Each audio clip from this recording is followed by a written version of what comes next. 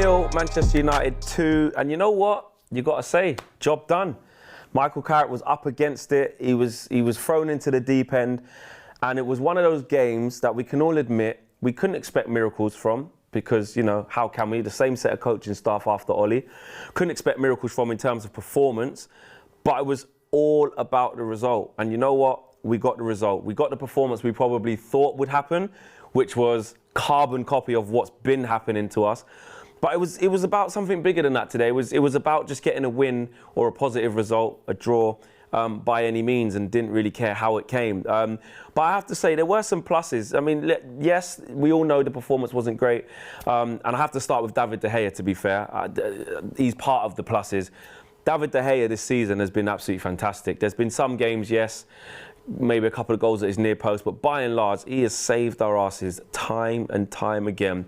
And this was another game where it was David De Gea's settings, because, you know, it's 2-0 on paper if you're outside looking in, but if you would have watched that game, you would have realised just how instrumental David De Gea was for giving us a platform. The saves that he's making are top saves. He done the same in the first game against Villarreal. That game should have been outside by half-time, probably about 4-0. It wasn't. We was able to get the platform to come back after going 1-0 down in that game. He made a whole host of saves. He saved 2 penalties at Watford. Now, yes, we conceded loads of goals after that, but if that wasn't enough to give us the kick up the backside to go and do something in that game, you know, but he saved 2 penalties back-to-back early on. West Ham, he saves the penalties to give us the 3 points. I could go on. David De Gea has made some fantastic saves. So he was I'll start off by saying he was my man of the match. At the beginning of the game, I couldn't really see what we were trying to do, but where I will give Carrick credit for is that although he's going to do a lot of similar stuff to Ollie, he's not going to get every decision right. He's going to do a lot of similar things because it's one and the same. He made a big call. He made some big calls. You know, he brought Martial in out the cold. It raised eyebrows. And the biggest one was starting Donny over Bruno. And did it work? Look, Bruno came on and had an impact in the game, and Donny probably didn't have his best game. But what it did show from Carrick, that he wasn't afraid to try and implement something. I think, did it work? No. I mean, Martial was up front in the first half. Ronaldo was on the left, Sancho was on the right, and then it looked like a 2 up front at times, and Ronaldo was playing quite close to Martial, and then Fred was the one out of the midfield 3 who had to come out towards the kind of left-hand side.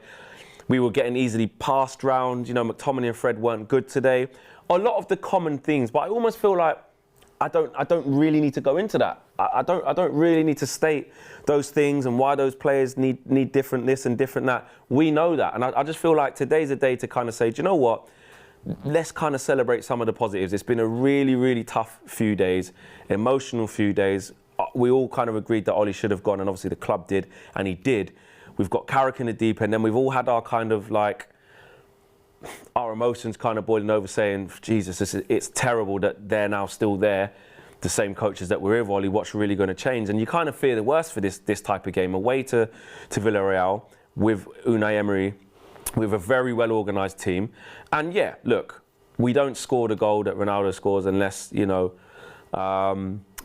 they didn't make that mistake. You know, they were in cruise control for large parts of the game, and their lack of quality to finish us off helped. But at the end of the day, you still got to hang in there. And when you've got Ronaldo on the pitch, you know, I've seen so many pundits say, even some fans, some Man United fans, but not a lot. You can't, you know, you can never save everyone. But I've seen so many pundits say, you know, it's Ronaldo this and Ronaldo's the issue. And he's, you know, Merson was saying it. I reckon he did probably change Ollie's plans.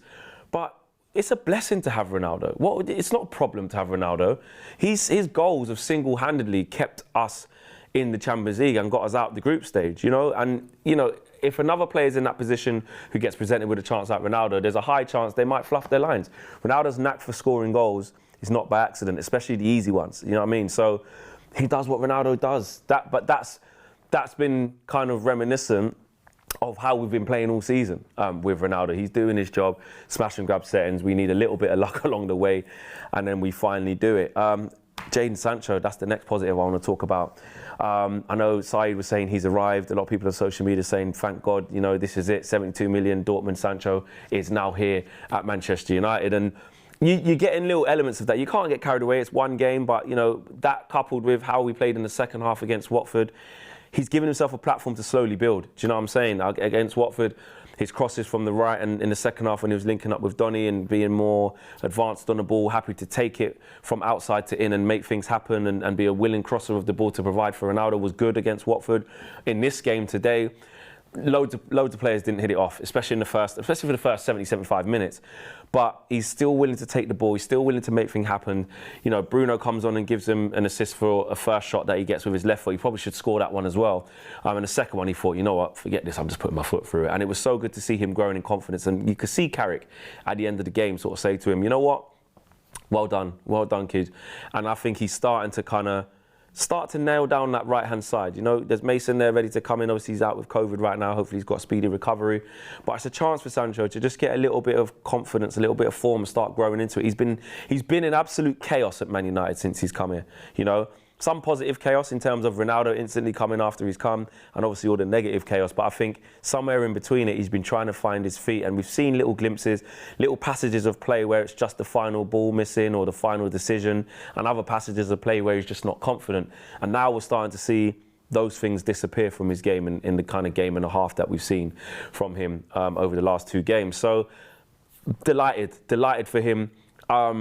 Look, if we play like that against Chelsea, the game will be out of sight for the first 75 minutes. I think the issue that we've got here is, you know, and this is probably the only criticism I do have today, is that we've got to be careful, again, which we all know with the McTominay and Fred situation, because to me, McTominay was really poor today. You know, he's getting passed through the lines. And it's not just McTominay, it's a structural thing. We're so easy to play through in central areas against any organised team. And Villarreal proved that for large parts. And Chelsea are going to do exactly the same and some in midfield. They're going to absolutely dominate. And, you know, when he took off Donny van de Beek, for me, that was the prime time to take off McTominay, put Van der Beek next to Fred, and then bring in Bruno in the 10.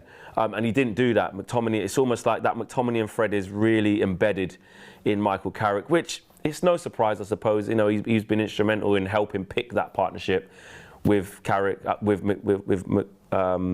McKenna and Phelan and obviously Ollie. So I can see why he's sticking with it, because that's his thing, but I would like to see him maybe a different 2 there. Fred with someone else, Fred with Donny, Fred with Matic maybe, or something like that. But McTominay right now is not really playing very well at all, and I think he really struggled today and could have easily got taken off. That's probably my only criticism. But listen, it's job done. You know, we're through to the next round. You know, even a minimum of a draw against Young Boys at home, which I think will win, will be enough to top the group. So at the end of the day, Michael Carrick is firefighting, we know that, and that's why I'm not going to come on here and think, see that, it was the same old Man United, it was lucky, it was smash and grab. If we still had Ollie, obviously I'd be saying that, but we know there's no point. You know, I was even saying before that I can see it getting a little bit rougher before it gets smooth, or before we get the manager, but maybe Michael Carrick might be able to pull out some results any way or how, and that's all that matters, is trying to put us in the best position for the next manager to take over.